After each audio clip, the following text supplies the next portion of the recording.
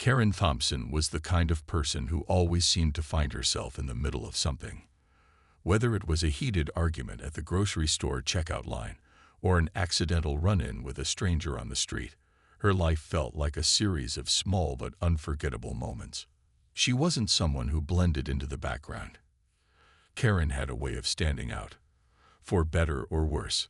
On this particular day, though, she had no idea just how much her life was about to change.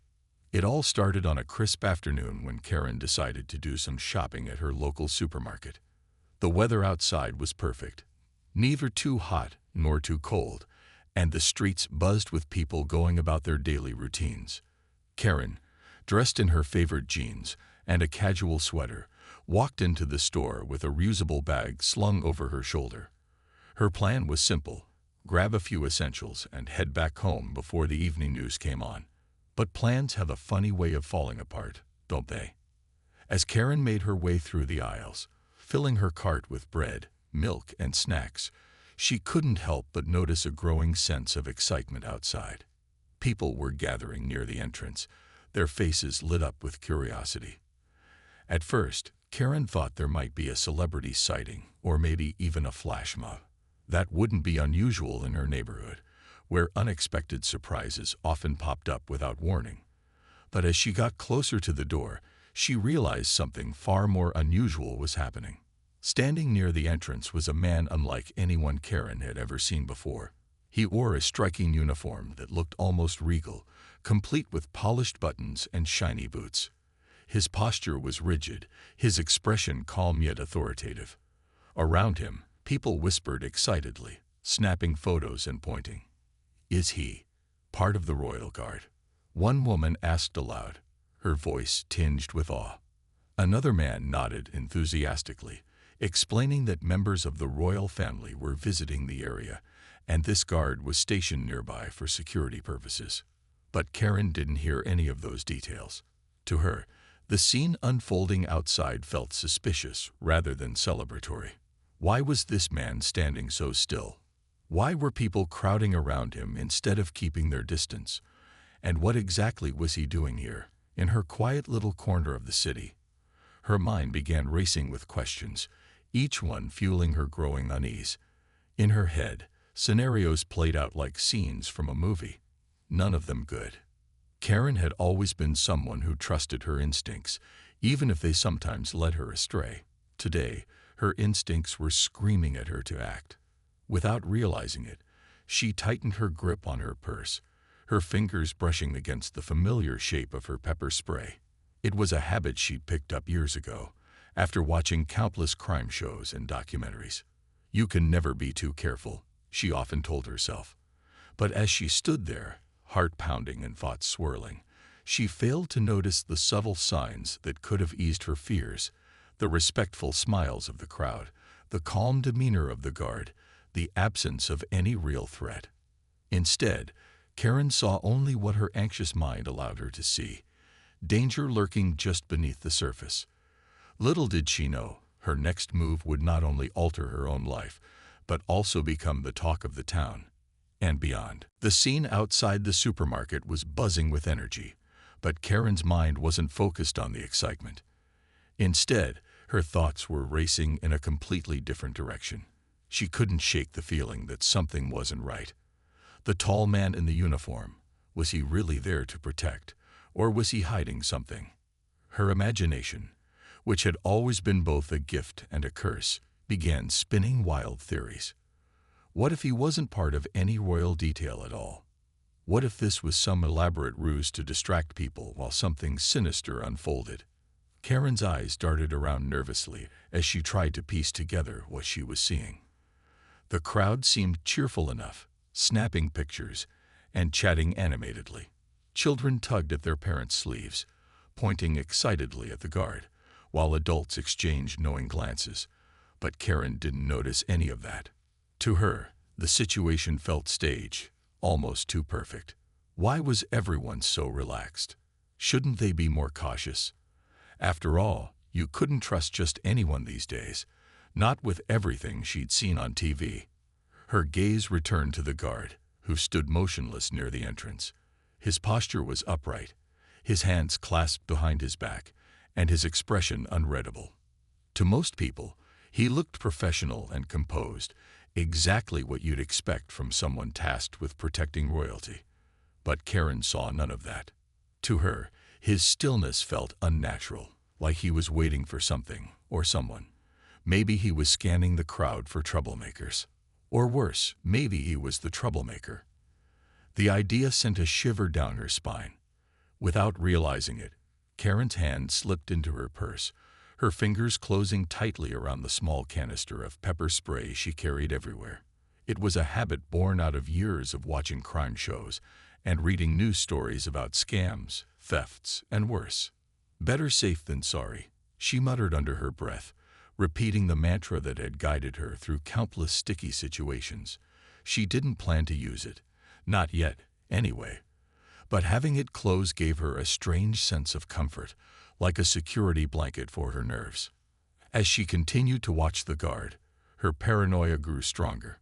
He shifted slightly, turning his head to glance at the crowd. His movement was slow and deliberate, but to Karen, it looked suspicious. Was he reaching for something? A weapon, perhaps?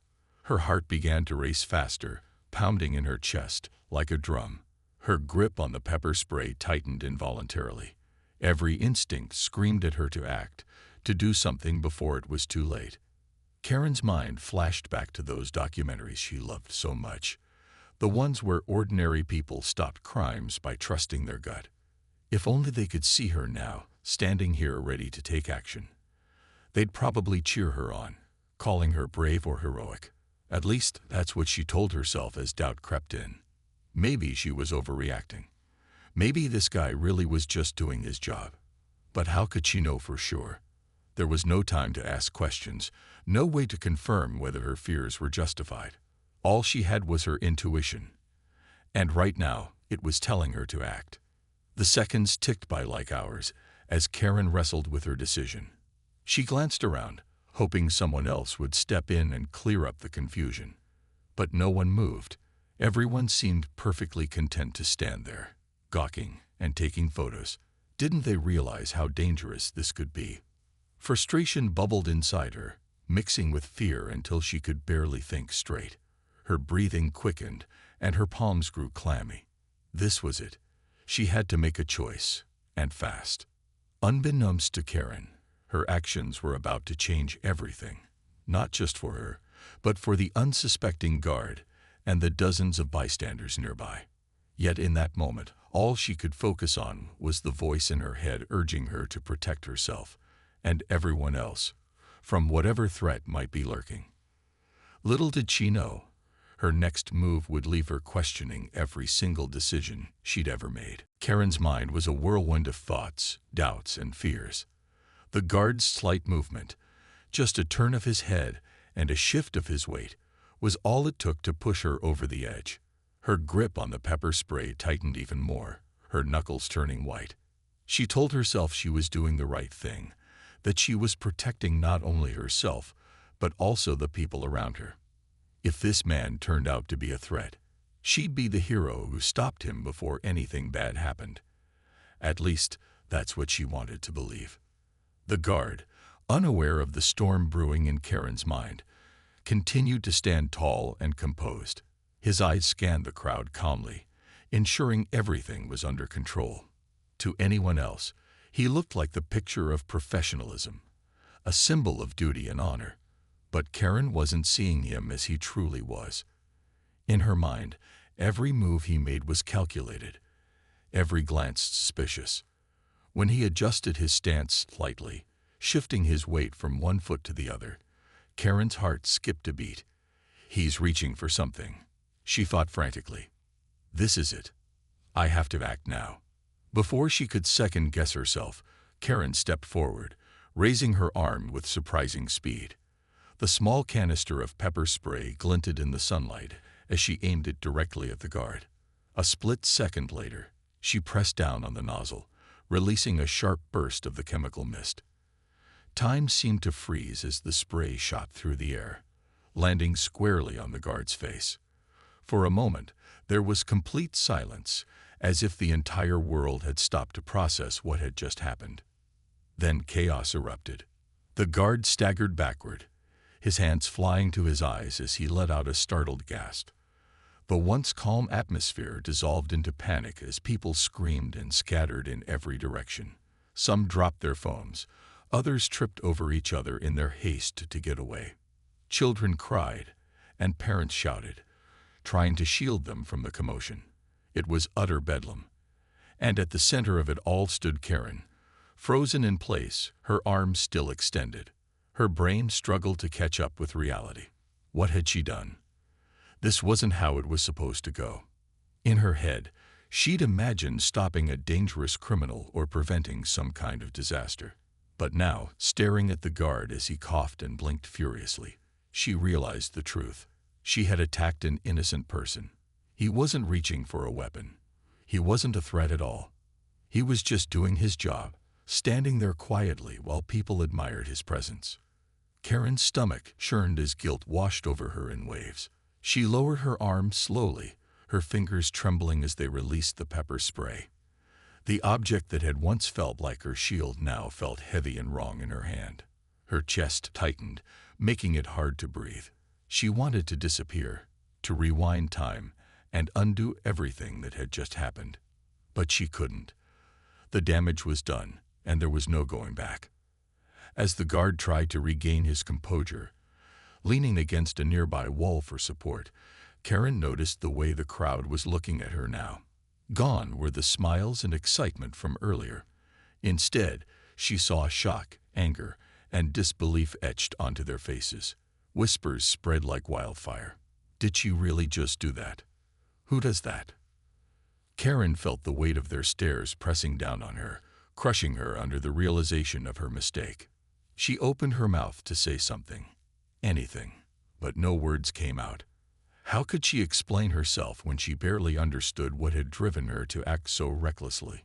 All she could do was stand there, rooted to the spot, as the full magnitude of her actions sank in. The guard may have been the one hit by the pepper spray, but it was Karen who felt the sting of regret most deeply. And in that moment, surrounded by chaos and judgment, she knew her life would never be the same again. The seconds after the chaos felt like hours to Karen. The air was thick with tension, and every sound seemed amplified. The guard's labored breathing, the murmurs of disbelief from the crowd, the distant wail of a child still upset by the sudden commotion. Karen stood frozen, her heart pounding so loudly she could barely hear anything else. Her mind raced, trying to process what had just happened, but all she could focus on was the image of the guard clutching his face in pain. Pain that she had caused. Her hands trembled as she clutched the pepper spray, now feeling more like a weapon than a tool of protection. She wanted to drop it, to throw it away, but her fingers wouldn't obey. It was as if her body refused to let go of the very thing that had landed her in this nightmare. Tears welled up in her eyes, blurring her vision, but she didn't dare wipe them away. She couldn't move. She couldn't speak. All she could do was watch as the scene unfolded around her. The guard, despite his obvious discomfort, remained remarkably composed.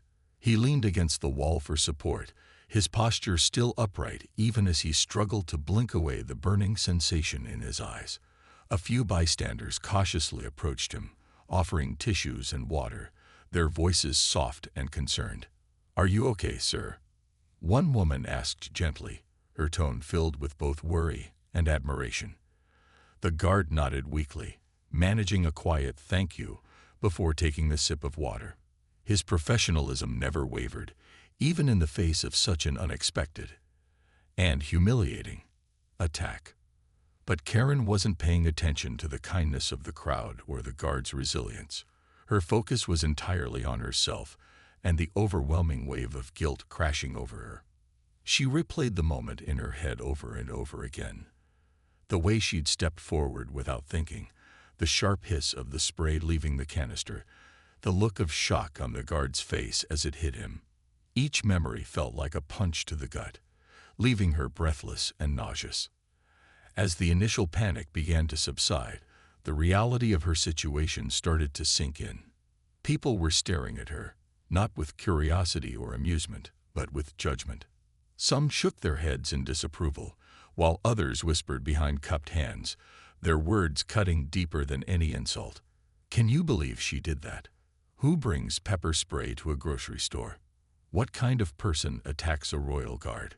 Their voices echoed in her ears, each one adding another layer of shame to the weight already crushing her chest. Karen tried to imagine how this must look to everyone else. To them, she wasn't a well-meaning citizen trying to protect her community. She was reckless, impulsive, and maybe even cruel. How could they possibly understand why she'd done it? How could she even explain it when she barely understood it herself? The fear that had driven her actions now seemed ridiculous, almost laughable, compared to the seriousness of the consequences. She had acted out of paranoia, letting her imagination run wild, and now an innocent man was paying the price. Her thoughts turned to the guard again. Who was he? What must he be thinking right now? Was he angry, humiliated, disappointed? She wanted to apologize, to fall to her knees and beg for forgiveness, but her legs felt like lead. The words stuck in her throat, heavy and unspoken.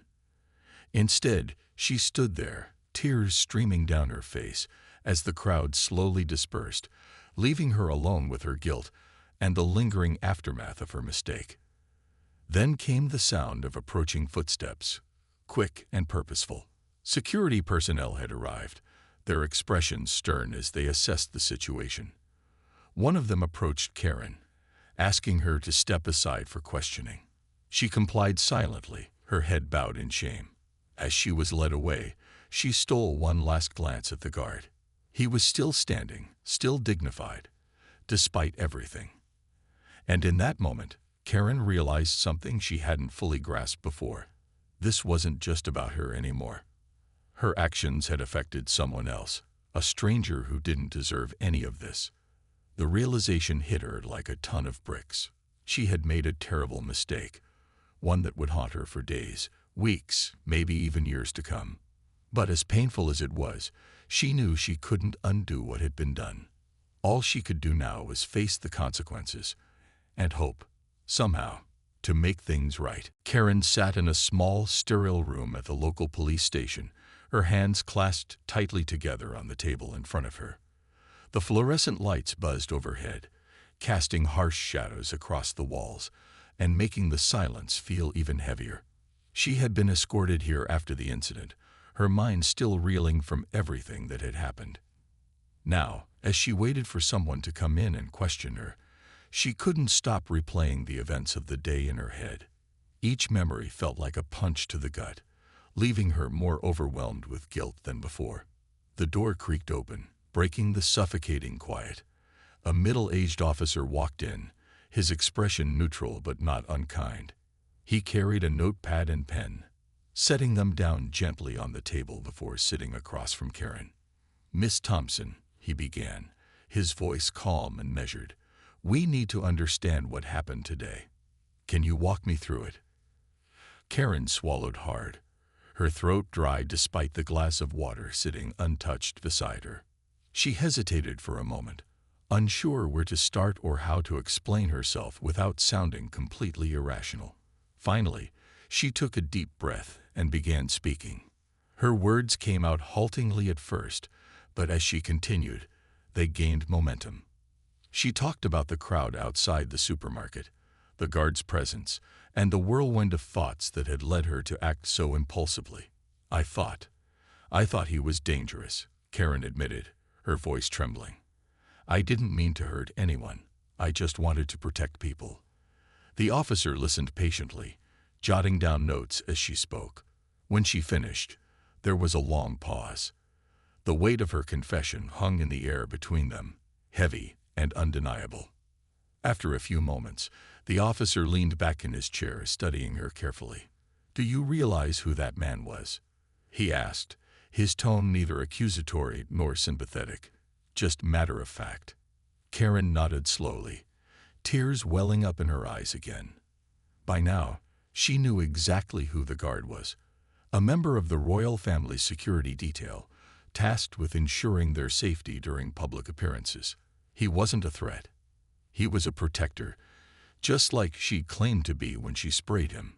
The irony wasn't lost on her. The officer explained that while the guard had declined to press charges, a decision that surprised Karen given the circumstances, he had requested a formal apology. It was a small gesture, but one that carried significant weight. "He's willing to let this go if you take responsibility for your actions," the officer said firmly. "But make no mistake, Miss Thompson, this is serious. People are watching. This isn't something you can just walk away from." Karen nodded again, her heart sinking further. She understood the gravity of the situation all too well. News of the incident had already spread like wildfire, thanks to social media and eyewitness accounts. Videos of the chaos were circulating online, accompanied by snarky captions and memes mocking her behavior. Some commenters called her reckless. Others labeled her paranoid. A few even joked about giving her an award for most dramatic overreaction. The ridicule stung, but what hurt the most was knowing she deserved every bit of it. When the questioning ended, Karen was allowed to leave, though not without strict instructions to cooperate fully moving forward.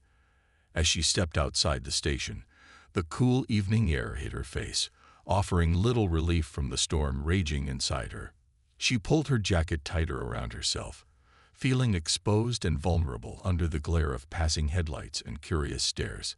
Every step felt heavier than the last, each one dragging her closer to the reality she couldn't escape.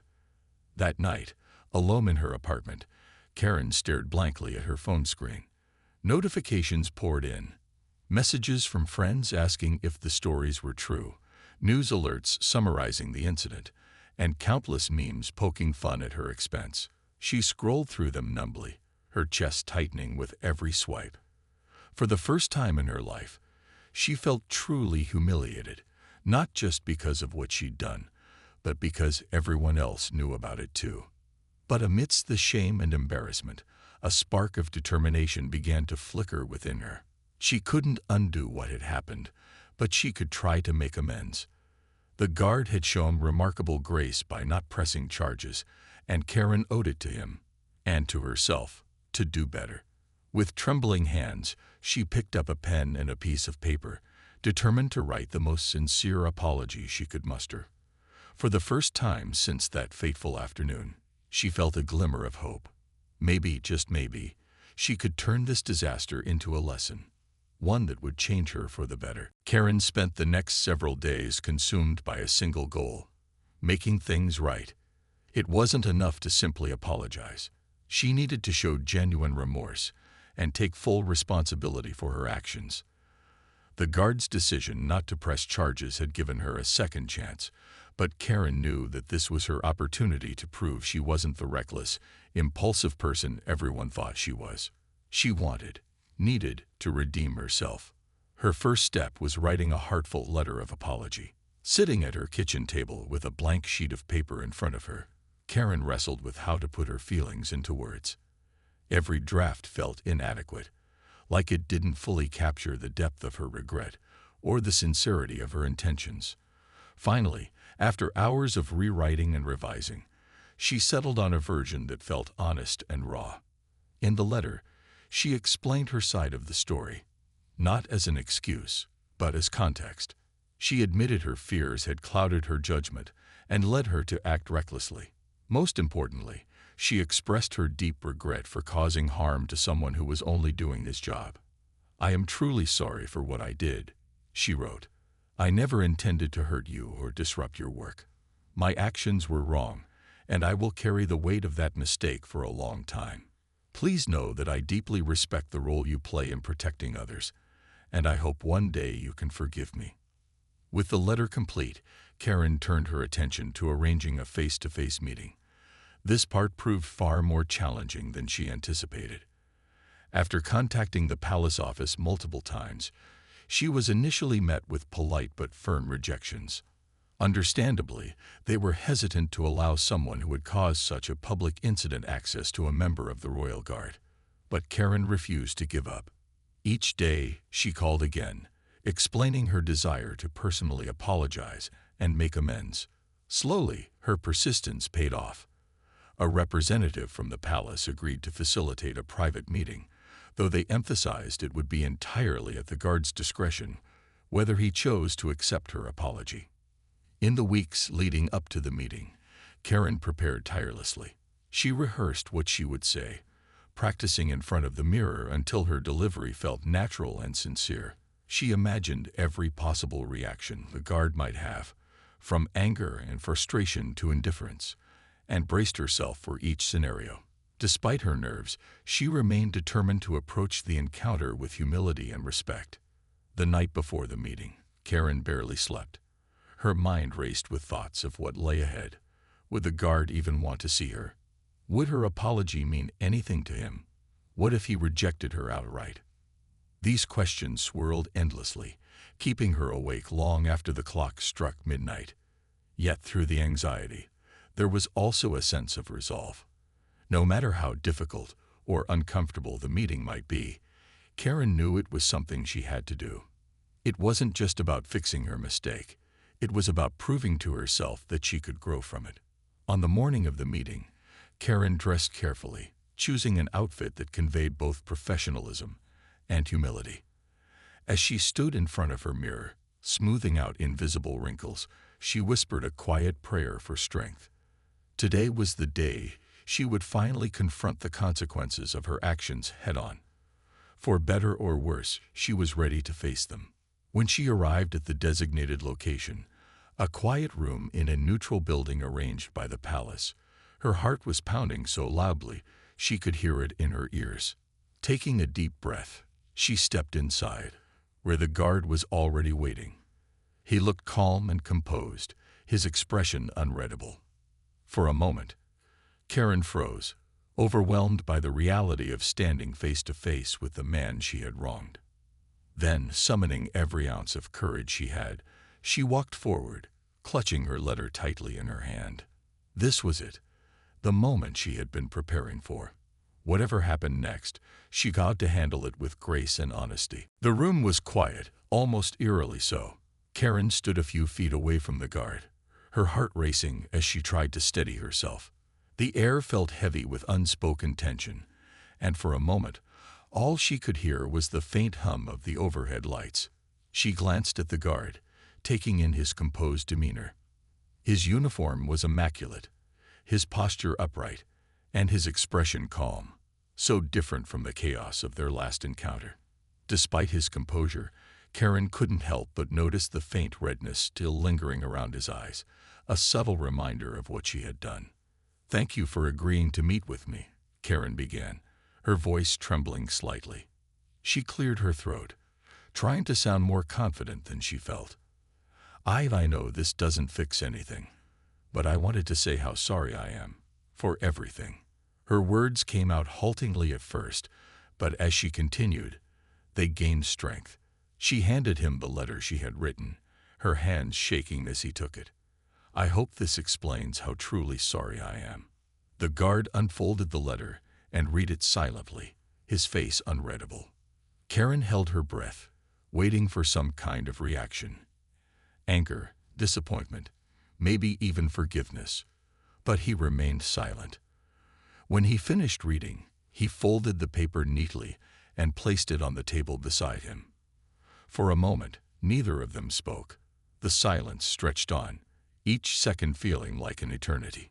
Finally, the guard looked up at her, his gaze steady but not harsh. "It takes courage to admit when you're wrong," he said, his voice calm and measured. "Not everyone would be willing to do that." Karen blinked in surprise, unsure if she had heard him correctly. Was he being kind to her after everything she had done? Encouraged by his tone, Karen pressed on. "I never meant to hurt you," she said earnestly. "I let my imagination run wild, and I acted without thinking. That's no excuse, though. What I did was wrong, and I'll regret it for the rest of my life." Her voice cracked slightly as tears welled up in her eyes. "You were just doing your job, and I treated you like someone dangerous. I'm so ashamed of myself." To her astonishment, the guard nodded slowly, his expression softening. "I understand why you might have felt uneasy," he admitted. Sometimes, people see uniforms or authority figures and assume the worst. It's human nature to fear what we don't fully understand. He paused, choosing his words carefully.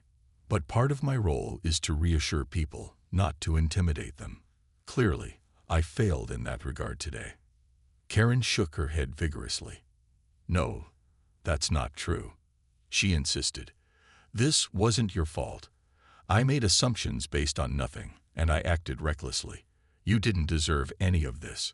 Her voice grew firmer as she spoke, fueled by a mix of guilt and determination.